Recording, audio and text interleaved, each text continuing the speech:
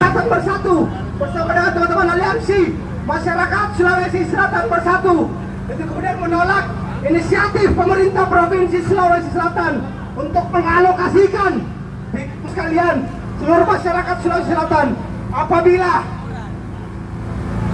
sekalian. Kemudian yang terakhir perlu saya sampaikan bahwa kepada yaitu kerelaan, keikhlasan dan doa untuk berjuang. Maka daripada itu berjuanglah tanpa pamrih. Baik, Bismillahirrahmanirrahim.